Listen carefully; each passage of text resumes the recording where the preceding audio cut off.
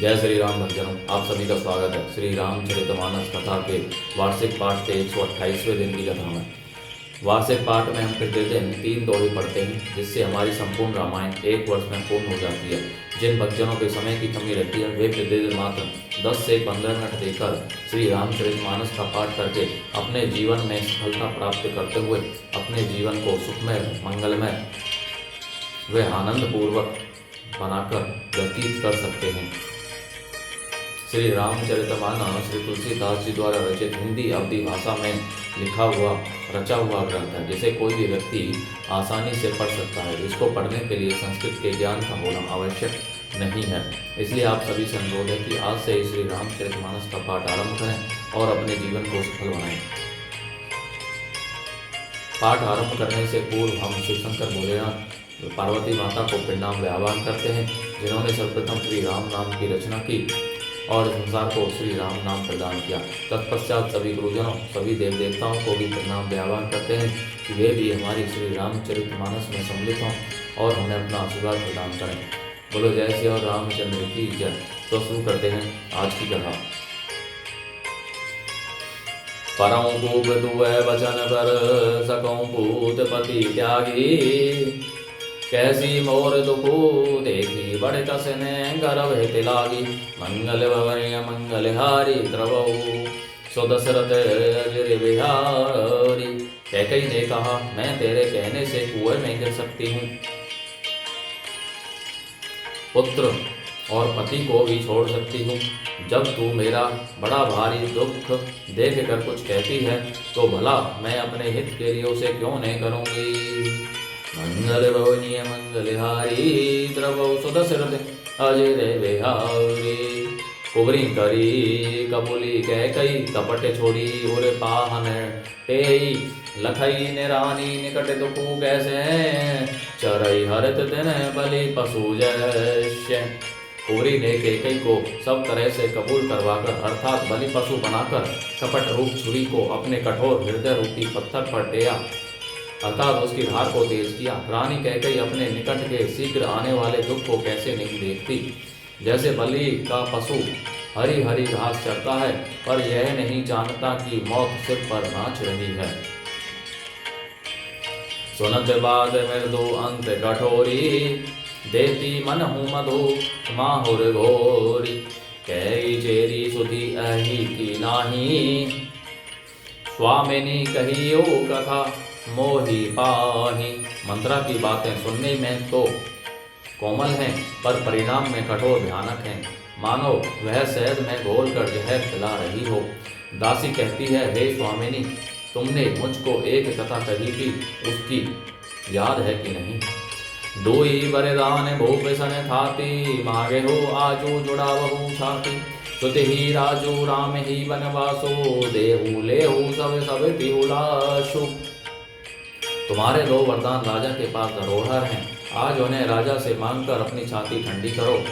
पुत्र को राज्य और राम को वनवास दो और सौत का सारा आनंद तुम ले लो।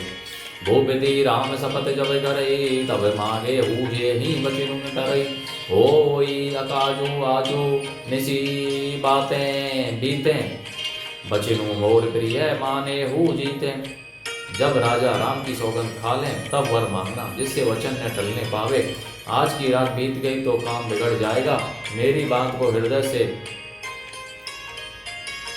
प्रिय अर्थात प्राणों से भी प्यारी समझना। कैकेयी का कोप भवन में जाना, बड़े को घातो करी बात के नी कहेसी। कोप ग्रह जाहु काजू सवारे हु सजग सबु, सहसा जनी पति आहु।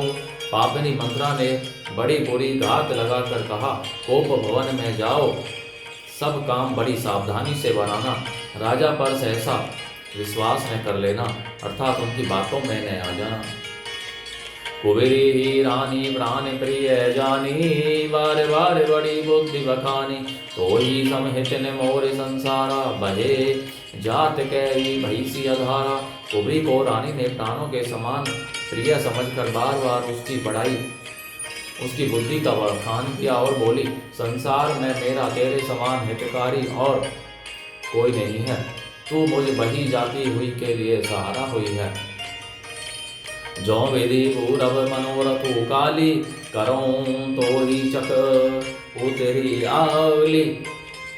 बहुविधि चेरी आदरु देई, कोप भवन गविनी कई। यदि विधाता कल मेरा मनोरथ पूरा कर दें तो हे सखी, मैं तुझे आंखों की पुतली बना दूं। इस प्रकार दासी को बहुत तरह से आदर देकर कैकई को भवन में चली गई। विपति बीजू बरसारे तू चेरी, गोई भई कुमति कैकई केरी। पाई कपट जलो अंकुर जामा, बर तो उदल दुख फल परिणामा।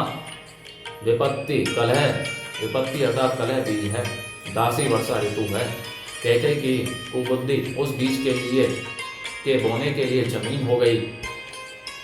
उसमें कपट रूपी जल पाकर अंकुर फूट निकला। दोनों वरदान उस अंकुर के 2 पत्ते हैं और अंत में इसके दुख रूपी फल होगा। कोप समाजु साजी सबु सोई, राजू करत निज कुमति बिगोई। राउर नगर कोलाहल होई, यह कुचाली कछु जान न कोई। कैकई कोप का सब साज सज कर को भवन में जा सोई। राज्य करती हुई वह अपनी दुष्ट बुद्धि से नष्ट हो गई। राजमहल और नगर में धूमधाम मच रही है, इस कुचाल को कोई कुछ नहीं जानता। प्रमोदित पुर नर नारी सब सजेहि सुमंगल चार। एक बिरबीसहि एक निर्गमहि, धीर भूप दरबार। मंगल भवने मंगल हारी, द्रवौ सुदशरथ अजय बिहारी। बड़े ही आनंदित होकर नगर के सब स्त्री पुरुष शुभ मंगलाचार के साज सज रहे हैं। कोई भीतर जाता है, कोई बाहर निकलता है। राजद्वार में बड़ी भीड़ हो रही है। बाल सखा सुनी ही हर साई, मिली 10-5 राम पही जाहि। फिर वो आदर ही प्रेम पहचानी, पूछ ही कुशल खेम मृदुबानी। श्री रामचंद्र जी के बाल सखा राज तिलक का समाचार सुनकर हृदय में हर्षित होते हैं। वे 10-5 मिलकर श्री रामचंद्र जी के पास जाते हैं। प्रेम पहचान कर प्रभु श्री रामचंद्र जी उनका आदर करते हैं और कोमल वाणी से कुशल क्षेम पूछते हैं। फिर ही भवन प्रिय आई सुपाई, करत परस पर राम बड़ाई। हो रघुवीर सरिस संसारा, सीलु सनेहु निभा निहारा। अपने प्रिय सखा श्री रामचंद्र जी की आज्ञा पाकर वे आपस में एक दूसरे से श्री रामचंद्र जी की बड़ाई करते हुए घर लौटते हैं और कहते हैं, संसार में श्री रघुनाथ जी के समान सील और स्नेह को निभाने वाला कौन है, अर्थात कोई नहीं है।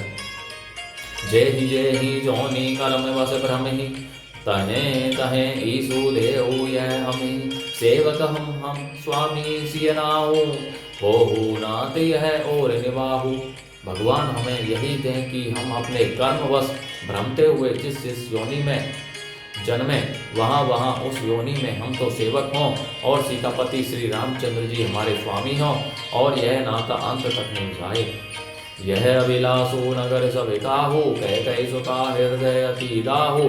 कोने सुखो संगति पाई न साई, रही नीच मते चतुराई। नगर में सबकी ऐसी ही अभिलाषा है, परंतु कैकेयी के हृदय में बड़ी जलन हो रही है। कुसंगति पाकर कौन नष्ट नहीं होता, नीच के मत के अनुसार चलने से चतुराई नहीं रह जाती। सांझ समय सानंद नरपो गयो कैकेयी गेहे, गविनु निठुरता निकट किय जनु धरि देह सनेह। मंगल भवने मंगल हारी, द्रवौ सुदशरथ अजय बिहारी। संध्या के समय राजा दशरथ आनंद के साथ कैकेयी के महल में गए। मानो साक्षात स्नेह ही शरीर धारण कर निष्ठुरता के पास गया हो। बोलो जय श्री रामचंद्र की जय। तो बच्चों, आज की कथा का प्रारंभ यहीं पर होता है। बोलो जय श्री रामचंद्र की जय। शिव शंकर भोलेनाथ जय, पार्वती माता की जय। जय श्री राम, जय श्री राम, जय श्री राम।